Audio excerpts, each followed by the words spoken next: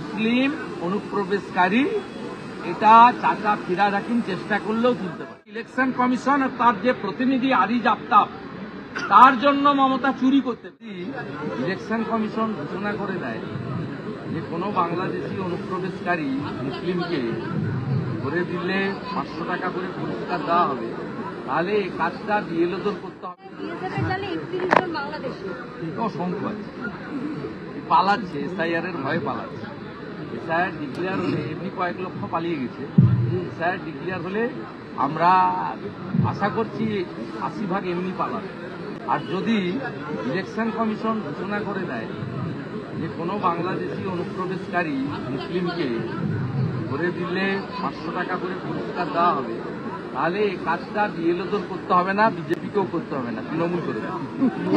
আরে উনি তো রাজস্থানের লোক, পাঞ্জাবের লোক, গুজরাটের লোক, বিহার ঝাড়খণ্ডের ইউপির লোককে বলেছেন যে বই রাখো। এরা সব ভারতীয়, এটা কেউ বলতে পারে কখন? পরের দিন আবার ঢোক গিলেছে, দেখবেন বুঝেছে যে একটু গোলমাল হয়ে গেছে। যাই গোলমাল করুন, এবারে যেটা তাপসদা বলেছে, বাঙালি ভাষী বাঙালি, হিন্দি ভাষী বাংলায় থাকা, এই যে ভাগ করার রাজনীতি উনার আছে, এবারে কেউ ফাঁদে পড়বে না।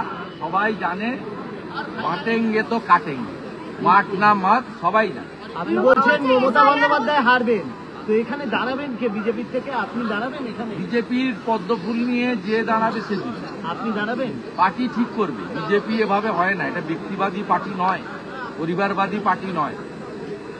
বিজেপির কেন্দ্রীয় নির্বাচন কমিটি আছে, সভাপতি কর্তৃত্ব করেন জাতীয় বিজেপি সভাপতি, প্রধানমন্ত্রী নিজে উপস্থিত থাকেন।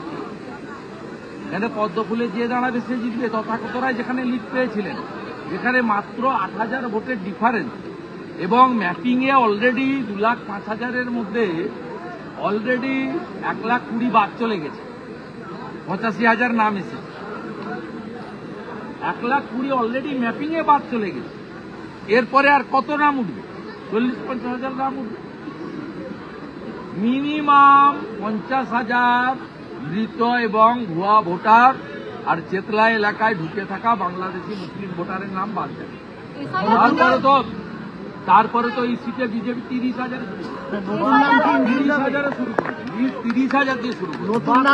যারা ভারতীয় ম্যাপিংয়ে আসেনি 2002-এর পরে, ভারতবর্ষের যে কোনো রাজ্য, উড়িষ্যা থেকে, আসাম থেকে এখানে এসেছেন, তারা তাদের নাম উঠে যাবে, কারণ তারা এসআইআর-এ যে ফর্ম ফিল আপ করবে তাতে ভারতীয় হিসেবে পরিচয় তারা দিয়ে দেবে।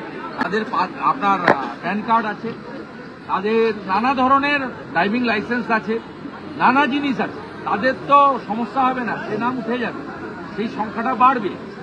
আর 18 বছর যাদের হবে 2026-এ 1 জানুয়ারি, সেই সংখ্যাতেও কয়েক হাজার নাম ওঠা উচিত। যাদের 18 বছর হবে, স্বাভাবিকভাবে সংখ্যা বাড়বে। এই সংখ্যাতে যারা কোনোভাবে আর আসতে পারবে না, তারা হলেন মৃত, তারা হলেন ডবল ট্রিপল এন্ট্রি। ক্যানিংয়েও নাম আছে, ভবানীপুরেও নাম আছে, ফলতাতেও নাম আছে, ভবানীপুরেও নাম আছে। সে বাবুদের খেলা শেষ হলো। আর বাংলাদেশি মুসলিম অনুপ্রবেশকারী এটা চাচা ফিরাদ হাকিম চেষ্টা করলেও তুলতে পারে। ওটা ইলেকশন কমিশন, মনোজ আগরওয়াল এখানকার সিও মাননীয়, তাকে জিজ্ঞেস করুন। বিএলও এবং বিএলও 2 যারা পলিটিক্যাল পার্টির হবে, তাদের প্রোটেকশন দেওয়ার দায়িত্বটা ভারতের নির্বাচন কমিশন। বিএলওরা আই কার্ড পেয়েছে। এসআইআর ঘোষণা হওয়ার পরে রাজনৈতিক দলের প্রতিনিধিরা, বিএলও-2রা আই কার্ড পাবে। সেই আই কার্ডটা কোনো রাজনৈতিক দল সরকার দেবে না, সেটা দেবে ভারতের নির্বাচন কমিশনের, তার স্ট্যাম্প লাগানো।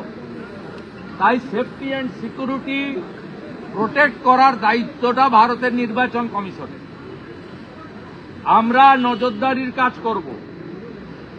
বাকিটা যেখানে ইডি মার খায়, এনআইএ মার খায়, সিবিআই অফিস মুখ্যমন্ত্রী গিয়ে অবরোধ করে, যেখানে ইনকাম ট্যাক্স মার খায়, যেখানে কাস্টমসের কেন্দ্রীয় পুলিশ আধিকারিকের বাড়িতে ঢুকে 53 জন জিহাদি আজিজুল গাজীর নেতৃত্বে মব লিঞ্চিং করতে গিয়ে এখান থেকে 10 কিলোমিটার 15 কিলোমিটার দূরে সোনারপুরে গিয়ে করে আসে। আমি দুপুরে দেখা করি, যেখানে জেপি নাড্ডার মতো অল ইন্ডিয়া প্রেসিডেন্টের গাড়ি ভাঙে, বুলেট প্রুফ ছিল বলে বেঁচেছেন। বিরোধী দলনেতা একাধিকবার আক্রান্ত হয়, বুলেট প্রুফ গাড়ি থাকে বলে ভিতরে বেঁচে যায়, বাইরে মারে। বুলেট প্রুফ গাড়ি না থাকার জন্য খগেন মুর্মুর রক্ত আপনারা দেখেছেন। শঙ্কর ঘোষ একজন বিধায়ক, রাজনৈতিক লোক না, একজন শিক্ষক, হাই সেকেন্ডারি স্কুলের শিক্ষক, ডক্টরেট। পার্থ চ্যাটার্জির মতো চুরি করে ডক্টরেট পাইনি, পড়াশোনা করে ডক্টরেট।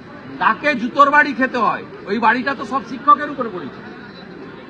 সেই রাজ্যে ইলেকশন কমিশনের বিএলও তারাও কেমন ঘোরাফেরা করতে পারেন, এটা ইলেকশন কমিশন একটু দেখুক।